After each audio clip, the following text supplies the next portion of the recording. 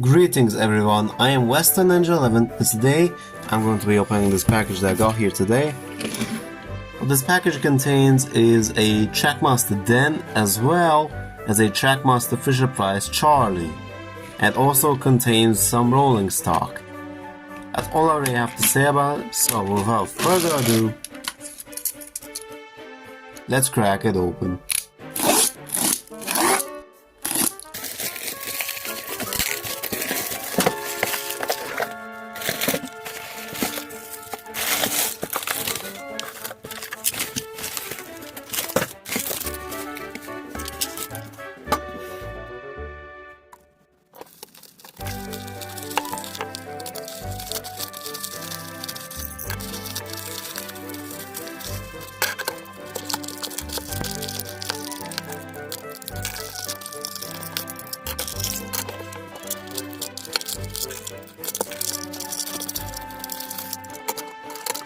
And here is everything out of the packaging.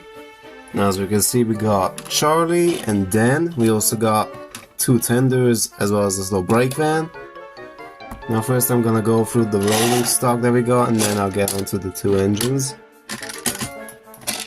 Now first I'm gonna start with this little brake van. I'm happy to have this because I only have two Trackmaster brake vans, so it's nice to have a third one. It's in nice condition. The couplings are broken off. It's a nice little addition to my collection. Next up we have the tender of a Liberated Henry. I already have a Liberated Henry which does still have the tender, so I'm not too sure what I'll do with this. But, oh well, I'll probably figure something out.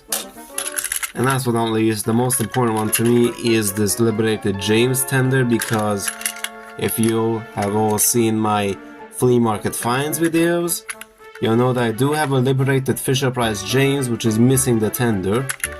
So now with this in hand, I have a complete Liberated James. Though I'm not too sure which one to use in main, because I mean that one works very well because it's liberated. But then there's also the play rail version which is much more accurate. So I'm not too sure which one I should use as my main James model. But anyways, let's go on to the two engines themselves. Now the seller told me that the Den here is dysfunctional, as in he doesn't work. That's why he put batteries in them. Allegedly the Charlie model does work. And I'm gonna open up Den here. Take a look inside.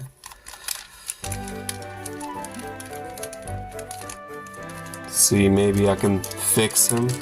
Okay, he doesn't have a battery in him. Oof.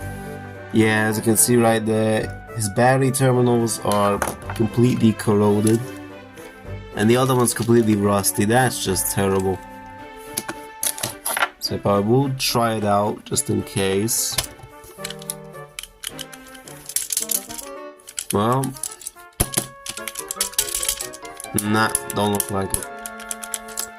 Yeah, looks like I'm gonna have to try and repair this Trackmaster Den model someday. So that's been unfortunate, but for his condition, looking around the outside of this model, he appears to be relatively decent. I mean, only real piece of damage is, well, the sticker on this side is not in the best condition. I mean, on the other side it's a bit worn down as well, but it's definitely a bit more severe on this side.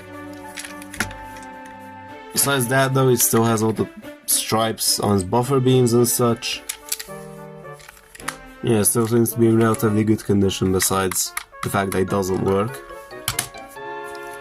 Now I finally have the Dieselworks Duo, as I call them, in Trackmaster form, which I'm very happy for, because I actually ordered the Trackmaster Den prior to getting this one, but sadly it got lost in the mail, so I never received it, but thankfully I did indeed receive a refund, so it wasn't a massive L. It's nice to finally get these two. Anyways, now let's move on to Charlie here. This is, of course, a relatively late release of Charlie, as you can tell, because he has the little holes in the wheels. It looks like there's some residue of a sticker or something on there, which I'll try to get off. The stickers do have some damage, but it's not too severe. It seems to be in relatively decent condition besides that.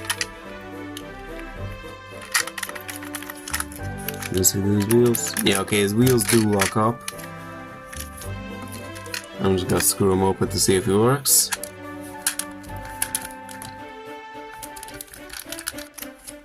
Okay, we got him open. Battery terminals don't seem to be corroded, thankfully. It's a bit dirty though, so I'll probably take him apart and clean it up a bit. Whoops. Anyways, let me just get the battery and let's test him out. Oh. He worked for like a millisecond.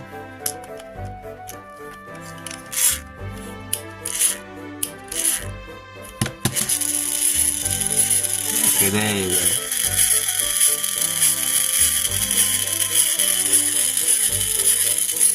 Well,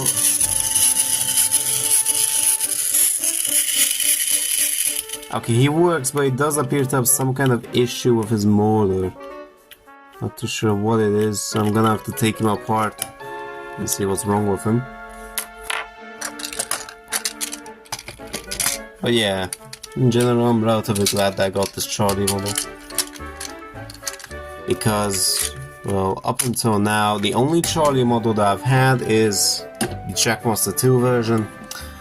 And yeah, I mean, it's not terrible, it's not the worst. And there are definitely Trackmaster 2 models that are far worse than Charlie. Well, yeah, the Fisher-Price one is of course the better version. There's really no doubt.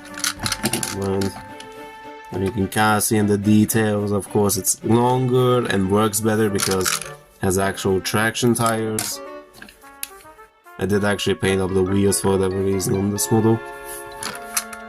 And the details on here just look a lot better as well. I mean, it's nice that they actually printed on most of the detail on the Trackmaster 2 one instead of using stickers like on this one.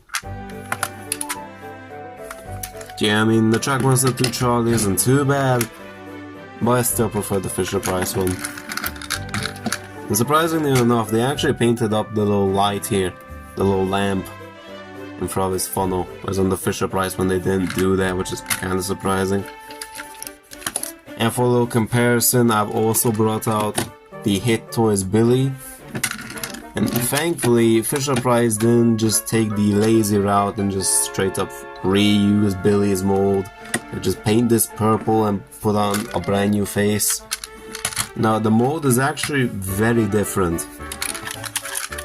You can see here that Billy is actually a lot longer than Charlie is. Like there, you can see a lot better. His buffers are also stick out a lot more. Yeah, because for whatever dumb reason, I don't know why they designed the Trackmaster Billy this way. Like, why is there this massive gap here from the buffer beam to the wheels? Like, it just doesn't make sense. I have no idea why they designed the Trackmaster model this way. It's very odd. I mean, he's a nice model, no, but yeah, he has some weird design choices. As Charlie here, you can see the distance between the wheels and the buffer beam from the front and the back is identical, which I'm grateful for. Yeah, Billy just looks super awkward with these proportions. And yeah, because also, yeah, you could also tell that Charlie is a lot more detailed for the detail in here, whereas Billy didn't have this, although I can't blame the model because he didn't have that detail in the show either. Despite being the exact same class as Charlie, also the little domes are also in completely different spots. And Charlie's whistle is actually on his cab, instead of Billy where it's just in front of the cab. It's interesting how similar these two are, being the same class of engine, yet how different the merch of them looks. Quite interesting.